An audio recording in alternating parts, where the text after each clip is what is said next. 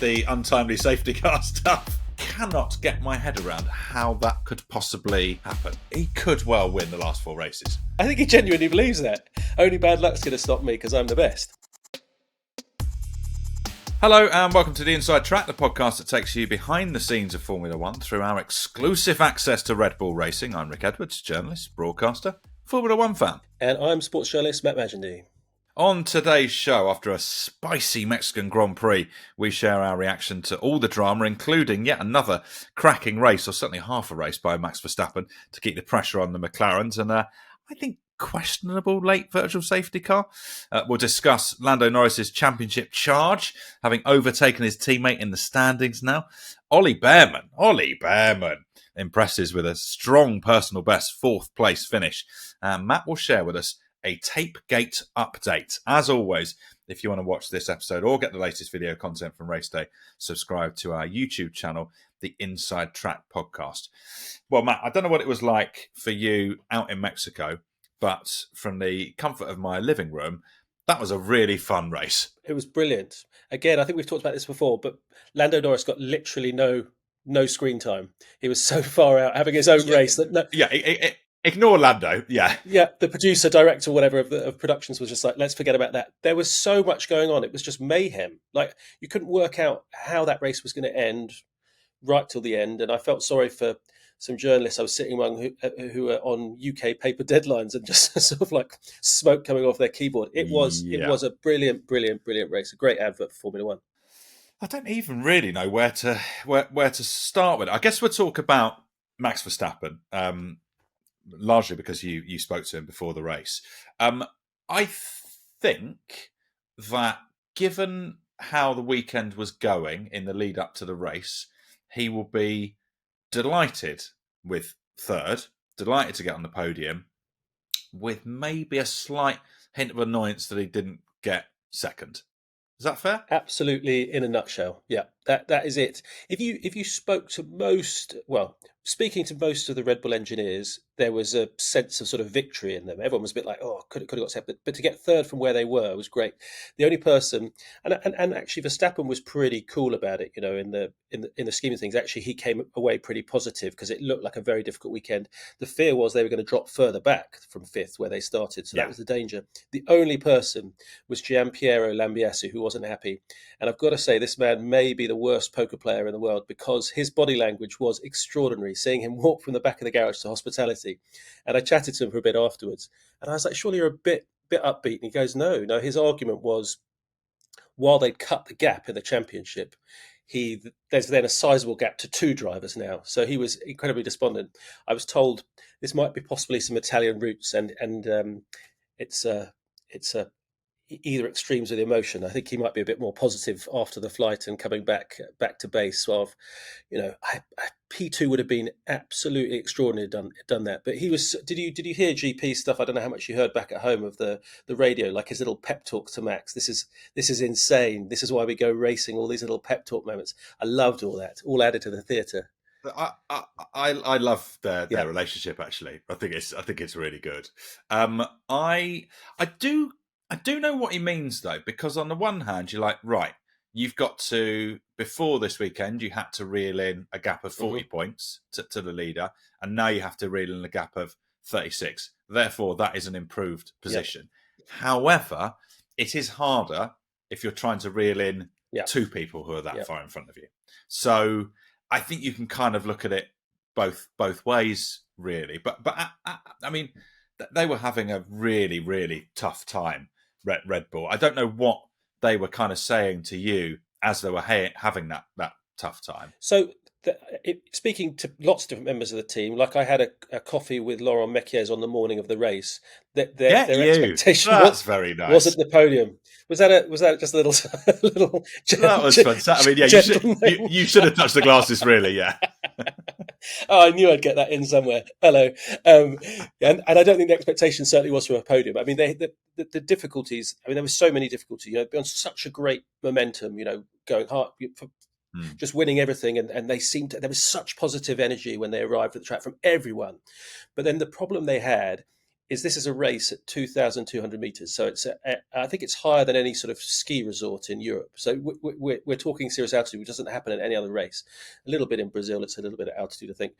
But what that means is you've got to change your car, because at that altitude the air is thinner, without getting too nerdy, and so there's not enough air going into the car. So on the side, the cooling, you have to change those sort of vents basically to get more cooling in. And as you do that, that compromises the aerodynamics of the car.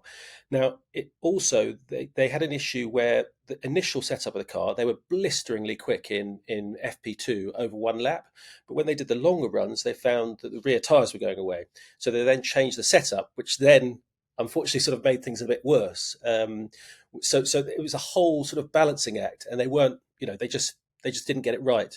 And it's partly the problem is the simulation model. So the simulation model they were using didn't equate to actual real life, and they just didn't get it right. And it's such fine margins when you're tinkering with these cars that can make the difference. And it just put them totally off kilter, didn't it? I immediately feel for whoever it is who's putting together the simulation models. That is definitely someone's job, and they're getting an earful. I would imagine there'd be some constructive team debriefs. I think that's probably how we best put it. But. Yes.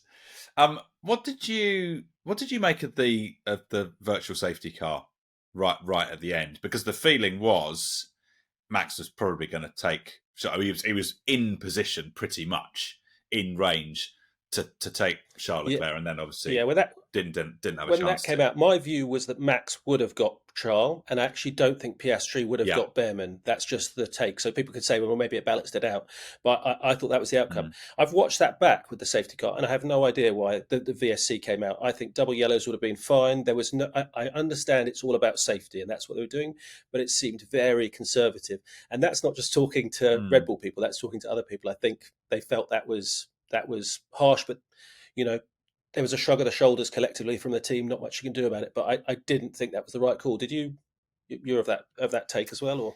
Yeah, similar. Really, just felt overly cautious on the whole, and a bit of a after such an electric race, slightly annoying to finish like that. That's what I thought. It's sitting in. So I actually watched the race. In the media centre for that part. And I was ready for you to touch the glasses. Then. Yeah, no, there was nothing quite so exciting. I'm not quite so impressed with the media centre. But suddenly, what you'll like is the VSC things come on the screen, and there's a wonderful mix of nationalities all going ugh collectively, just like a big sigh, because it just building to such a crescendo, and it's such a huge disappointment. And I know the VSC ended like a half lap to go, but it didn't give enough opportunity. It was but that the moment to go. It might as well have carried on. So let's talk about the very start of the race. What's your take on all of the drama at the first corner? It's not often you see four cars abreast effectively, and part of the reason for that is there's not room for them. So. Okay, if I take the Verstappen situation, so he is on the left of that, and there is nowhere for him to go. He enters that corner in third place, then cuts across the grass, regains onto the track. George Russell gets very, very cross with that, and has a lot of chat. But then Max comes out of that at fourth, so he's not gained a position. He's, if anything, lost a position. There was nowhere else for him to go. I was of the view that I didn't think there was an issue. What I found fascinating, I chatted to Steve Knowles afterwards, who's the, as we know, the head of sporting, and he was basically saying he had essentially 80 seconds to make a call for the team. You've got one lap in which to decide whether to give that place back or not, and that's all the pressure on him. And there are so many people in his ear, GP saying stuff, Lawson saying stuff, and he's got to rewatch this footage back and make that call. You imagine how stressful that must be. He said he loved it. That's what he gets out of bed for. But just him retelling that to me was just made me feel a bit sick. He made that call, and it proved to be the right call. I know George kept on going on about it for quite some time, and actually, he was hard done by how it played out. But I didn't think there needed to be a penalty there. Did you view it similarly, or? Yeah, I think so. I couldn't quite work out whether I thought George had a point or not. I guess he sort of. I think he sort of did, I understand, but I'm not quite sure what you I'm not quite sure what you should have done Yeah, differently. It who was do just you like one of those things where, It's a bit yeah, like tough luck, George. Sorry, you came out. You had the worst deal of yeah. Occasionally you get a bit yeah, and unlucky. Yeah, I don't yeah. think there was anyone that deserved to be penalised there. What about Lewis Hamilton? What was he? He sort of. I don't know if this is fair. I think he sort of gave up a bit in this race. I think he was really hacked off, and just sort of just plodded round in the end. I don't know. He was going so well. It was such a positive weekend. That qualifying in the top three, hadn't done that in a main Grand Prix before. All of that was going well, and then I don't know. He just he got. But that's sort of what yeah. I mean. Like, I think it had been such a positive weekend, and then that penalty, and you're just like, and I felt like he was just like, ugh.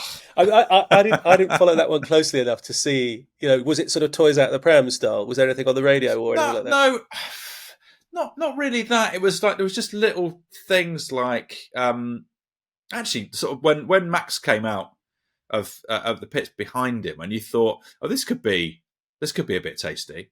Like he'll at least try and defend here because this is a sort of long-standing rivalry, and there's stuff already happening, and then he just sort of let him pass basically. And I thought, oh, yeah, that was actually disappointing. No. But I don't know what state his tyres were Yeah. or whatever at that point. But Max went by way too easily, didn't he? Really, but he did. I think he did. Yeah. Ollie Bearman. That is. I was just in the same way that we were thrilled for Nico Hulkenberg and thrilled for Isaac Hadjar. I just really chuffed for him. Such a promising young driver, and just what a result. He had an unbelievably good start, which set him on the road. And at one point there was a sort of sniff of a podium, which is ridiculous in that car. Yeah. And the fact I really thought he would just be picked off. He had a tough race of holding off some seriously quick and well-established Formula One drivers, and he looked like he'd been on the grid for ages. The other person I want to mention, though, is his dad, and his dad behaves as I like to think I would behave in the garage if my son was in a Formula One race. He wears his heart on his sleeve, hugging all the mechanics, and I think he almost enjoyed it more than his son. It was wonderful. How far can he go then, Ollie Bearman? I can't remember if I told you this, but in the sort of launch event, was it called F175 before the start of the season?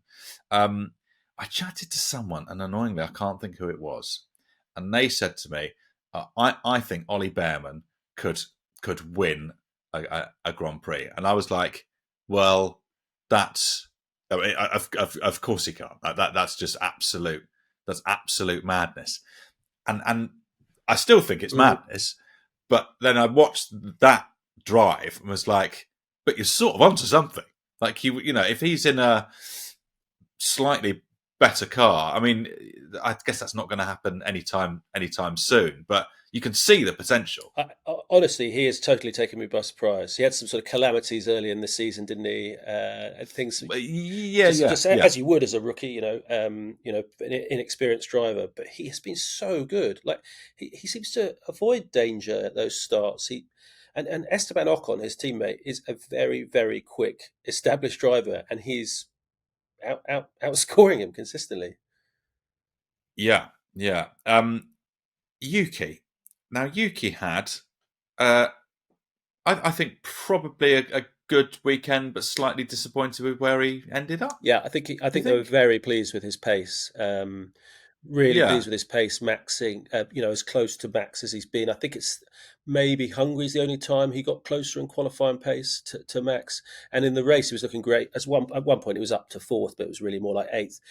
It's an interesting one. He was very unlucky with a pit stop that just went horribly wrong with the rear jack and everything. It cost him a lot of time. But I was talking to some people, and they weren't convinced that he definitely would have finished in the points without it. I was of the view that he would have done. It was promising. Also, we talked previously about his situation after Mexico, that the team would make a call. Now, I spoke to both Laurent and Helmut Marko, and both were saying that actually they're going to put that off. And their reasoning for that is they want their headspace entirely on the championship battle. So they just want to focus on that. Park will talk about driver future and move that So maybe a couple of races time and see where they are then. So that's interesting. You'll like this as well. On the Thursday night, Yuki took out the whole team and paid for them for dinner. So I don't know if he was trying to play a little, little masterstroke to keep his seats, but everyone seemed very happy with the dinner. Yeah. A Japanese fusion restaurant, I believe, in Mexico. Yeah, it feels a bit transparent that, to me. I was told it was long in the planning. Sure. It's like, so you're making a decision when, was it? Okay, and is everyone free for?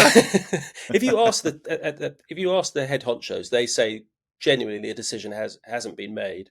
The general consensus is Isaac Hadjar gets that seat, and now that Yuki moves to Racing Bulls and that Liam makes way, that's where it is for now.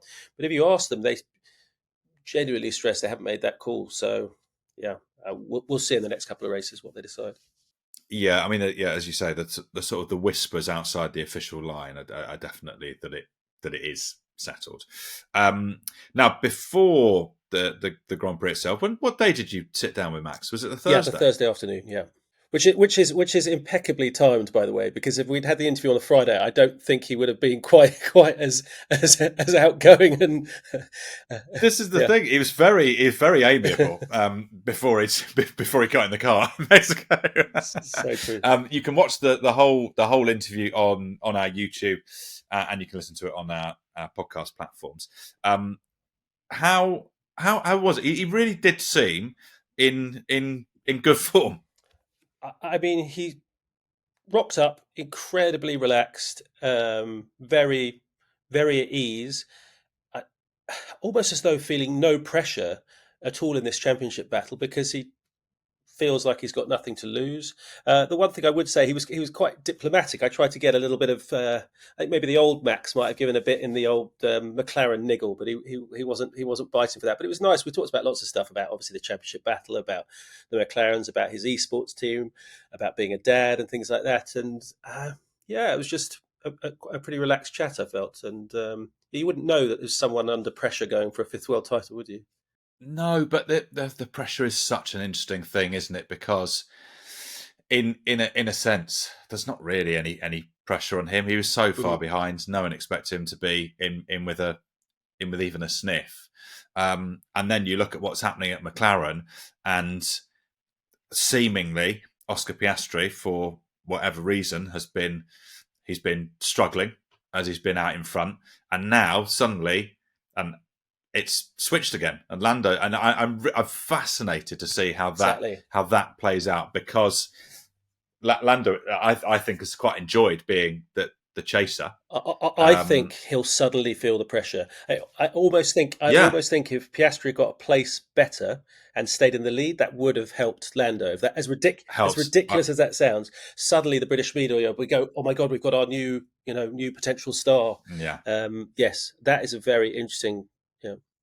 I completely agree. It's really sort of counterintuitive, isn't it? But I don't think having your nose ahead now. I mean, it sort of look. It completely depends on the driver, doesn't it? I mean, if it was Verstappen who was a point ahead now, you'd be like, well, it's all done.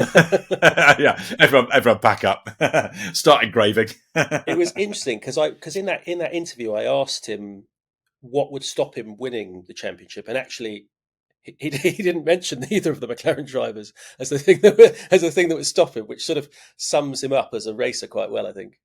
What's the biggest thing that could stop you, I guess? Bad luck. Yeah. Bad luck. You can have a crash, you can get hit, you can have a puncture, you can have an untimely safety car, you can get sick, you can slip in the shower, you break your leg. Anything can happen, right? So I don't know. I don't try. I don't want to think about it too much. Yeah. I just come here, and I hope that we can have a strong weekend here again, which of course will help for the championship. So a touch of the old Nostradamus there from Max with the untimely safety car stuff. It's like he knew what was lying ahead for him on the last couple of laps of that race, but maybe he's a soothsayer. Who knows? He can. I wonder if as he saw that, he sort of muttered to himself in the car. Well, I knew it. Absolutely. I mean, if he now slips in the shower and breaks his leg. I've heard he's now taking baths just for that reason. Yeah, just to cover all the bases. It's actually very funny not to mention the 2 drivers ahead of you. Hey, it's great, but I think he genuinely believes that. Only bad luck's going to stop me because I'm the best, which I love it. Love it. Yeah, and you wouldn't really argue with him about it. You also spoke to his manager, Raymond Vermeulen. Yep. Did he have anything particularly interesting to say? Yeah, what I liked about that, just because I was trying to get a sense of their dynamic, because Raymond has basically known Max since day zero, because he managed Jos Verstappen and has known Max all that time. So he doesn't consider him his manager in a sense. He sort of considers himself like a guardian of the family, which was quite nice. But what was interesting was to sort of gauge from him Max's future at Red Bull. So we've had a lot of talk, and we've talked on this podcast about Max's future when there was all that conversation earlier in the season, and then looking ahead to next season. Raymond was interesting on that subject. There's a real loyalty he has, a loyalty to you, a loyalty to the team, things like that. Does it seem more likely that he'll stay here longer term with like how this turnaround has been? Because it's nothing short of miraculous. I think, like I said, Max is very respectful for the people. Red Bull was there from day one. They put him in the car. They made the effort. They prepared him very well to enter into Formula One. So we are loyal. But on the other hand, I told also to the management, we have the quickest driver in the paddock, and I want to have the quickest material for that. So it seems to be that we're still in the front, but it is a very competitive world. But I can see even with the engine program, they putting everything together to build a very good car and package too. So for the moment, we're very happy where we are. But of course, we need the material to keep winning. Yeah, I mean, pretty candid. I mean, that's just, I think that's slightly Dutch people for you. You always get fairly straight answers from Dutch people. Because he's just saying, yeah, for now it's fine. But if they don't deliver a car that's good enough, then we'll be off. That's basically it's the truth, and I think everyone knows it. I think Laurent knows it, Helmut knows it. Yeah. Like, there's nothing there that he's saying that is out of order or out of character. On the directness thing, it's interesting you say that, because I was speaking to another one of the engineers. So Max has different engineers that work with him at a race. One guy called Tom Hart, performance engineer, said that as an engineer, you love the directness, the Dutch directness, because you just want the information. You don't mind if you get it at you hard or directly. You just want the information. So it's like a dream for an engineer. But that's an aside. Yeah, and sort of probably not what you get typically from British people, because we kind of pussyfoot around stuff, don't we? We don't want to hurt your feelings, and you'll kind of say stuff that's sort of implying a thing without wanting to say the thing. And very rarely get that from Dutch people. There was another member of the team who I won't name, but has, I think, a Dutch wife, and he says sometimes the directness can sometimes be a bit too much, which I thought was funny. I've got Dutch relatives, and I think I can confirm that. Let's talk about Tapegate then. We obviously very much enjoyed it on the last episode, but given that you were in Mexico with the team, did you manage to uncover any more information? So you'll love this. There was almost more chat, or as much chat, about Tapegate on the media day as there was about the championship battle, because everyone just thinks everyone externally thinks it's hilarious. The FIA really do not think it's funny, because it's a serious matter if the race is delayed. I understand. Oh, what a surprise! The FIA don't have a sense of humour. People at McLaren and some higher up people at Red Bull don't necessarily find it's funny. But you're like, there's different parts to it. No. So I did meet Tapegate, who shall remain anonymous, but there's basically a video that gets sent to the FIA of this offending arm reaching over to peel at the tape. There's a lot to this, and then any identifying marks on the arm? No identifying marks. And then the gate shuts on said offending arm. But you're going to love all the different parts of this. This has been going on for a few weeks now, and first time I think they successfully removed the tape. Then another time they removed the tape to find some tape underneath it, and someone from McLaren had written "Better luck next time." That is beautiful. Yeah, there's other bits as well. So there's another bit where they had a tape, and then that sort of tape that you can't ever peel off. It comes off in sections, so it's still there. They also had their rear jackman at one point standing guard for the tape, and I think they all think it's hilarious. Like it's a nonsense. It is a nonsense, and I think there is a serious matter in that it may have delayed the start of the race, and obviously you can't be doing that. There. But wow, there was a lot of good chatter about Tapegate over the weekend. I can't believe you've met Mr. or Mrs. Tapegate. You can't. I cannot. No. I genuinely think Red Bull and McLaren would like to park this entirely and move on, but everyone else. There's another one. There's another part to this as well. There was chat of putting posters up, like a wanted poster of Tapegate, and also Lando Norris. Just of the arm, maybe, but also another one saying Lando Norris park here. So I like to think that all these team members are taking it as seriously as you should do. It's one of the best things that has happened this season, and it's been a great season. I did want to talk about Liam Lawson's near miss with the stewards on the track, where he just said, I could have killed him there. I cannot get my head around how that could possibly happen. I mean, I think it was a miscommunication because they alerted there's debris on the track. Obviously, all the cars had gone past, but they'd forgotten that Lawson had pitted, and that was then coming. So somehow that someone majorly screwed up. But you watch that back; it is awful of how close that is and how bad that could have been. I know. And he had a fair point. He sounded pretty shocked, didn't he, on the radio? Well, yeah, I mean, you would be, because it's in no way his fault, obviously. Yeah. You are not driving around a Formula One track thinking there might be people on it. I can't ever think of that happening before. I can't think of an example of that. Madness. So I think that's the Mexican Grand Prix all wrapped up. Next up on the Formula One calendar is Brazil. So we'll get to that. But first, let's take a look at our predictions. We get a point for each driver on the podium we call correctly, but there's this new points rule as well. So 2 points up for grabs for each driver named in the correct position on the podium. So then 6 points available if you nail the 1, 2, 3. So over the season, we're up against each other, the audience, and then this infernal AI bot. And you may be sick of the pun, but I'm sticking with it. These are our Grand predictions. Thank you. So we went for the exact same prediction, didn't we? Yes, I'm afraid so. Sorry. So it was Verstappen, Norris, Piastri, meaning that we both get 2 points. Little bit disappointed, particularly because the AI had Verstappen, Norris, Leclerc, so it gets 3 points. And then Fuel to the Max, who is our audience member on Instagram, who amazingly, this is good, you'll like this, saw you and Max doing your interview in Mexico and sent in a picture. Yeah. Oh, so I love it. Thank you for that. And they went for Verstappen, Leclerc, Piastri. So they get 3 points. Yeah, because 2 for the correct place on the podium for Leclerc. So the AI and the audience have eaten into our lead a little bit. I say our lead, your lead. You're on 39. I'm on 37. The AI now on 35. The audience on 31. I think this new rule is good. I think it could tighten things up. Well, it's not helped either of us, so it certainly has not. No, yet.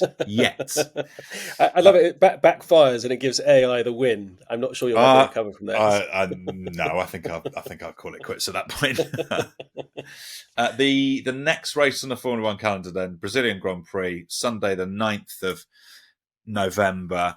I suppose the thing what you have to immediately establish with these last 4 races is typically, is this a McLaren track or a Red Bull track? And it's I guess it's more McLaren than Red Bull, would you say? It's not a clear answer anymore. That was such an easier thing to answer because it was. Red Bull have been shining at circuits where they shouldn't shine at. They should be terrible at Singapore. So that's out the window. So I think it's a neither nor in a sense. Like it could be either one. It could be. I mean, Norris's pace was unbelievable in Mexico. I don't think it'll be as much that, but you must remember that also Brazil is where Max did possibly his greatest driver of all time from 17th on the grid to win it. It was last season. Yeah.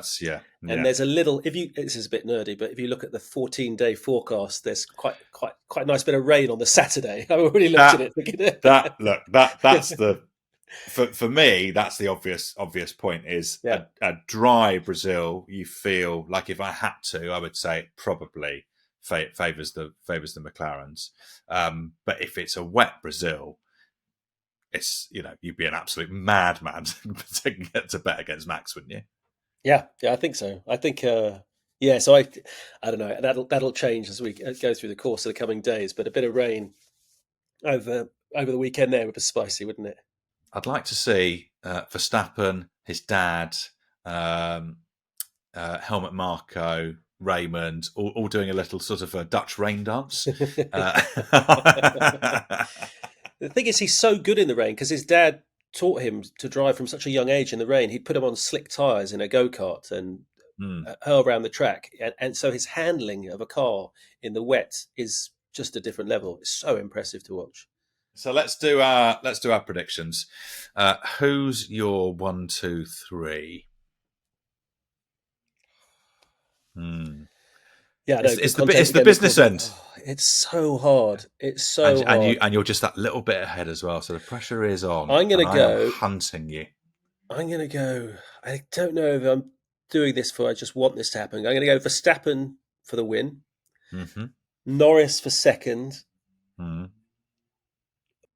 Is Piastri going to come good again? Yeah, okay. I'm going to go Piastri, but I also would consider Leclerc as well. So yeah. Yeah, what are you going? Are you going more McLaren winning? That's what you seem to be leaning towards in the chat. No, I mean it's actually to avoid the problems of last time when we both had the same thing. I thought, well, I'm just going to put this into the shared document, which you won't have seen, but I had. I just feel like it might rain, so I've got Verstappen winning, and then I've got Piastri, then Norris. Oh, okay. It's a bit of a mix. Because I feel like that pressure switching is going to have an effect. So very similar, but bit of intrigue there. Oh, I thought you were going to have Norris for the win. I thought you were going to, No, I mean, I toyed with it, and then I just thought, particularly after last year as well. I mean, You're a fool to think that Verstappen's not going to. But he could well win the last 4 races. Verstappen, sort of, and there's some little sprint races as well in there as well. There's still plenty of points there. There's plenty of points, despite GP's despondency. There's plenty up for grabs. I mean, all it takes is for the 2 McLarens to have a coming together in the opening lap and into Lagos, and off Max goes, and then. And then what are we then? Then we're sort of, we're 10 points separating the top 3. Yeah, great. Yes. Oh, the AI's gone for exactly what you've gone for. Oh. That feels grubby, doesn't it? 6-pointer alert for me and the AI. Can you if you get 6 points? And I'm suddenly behind, like way behind you, and then also behind the AI.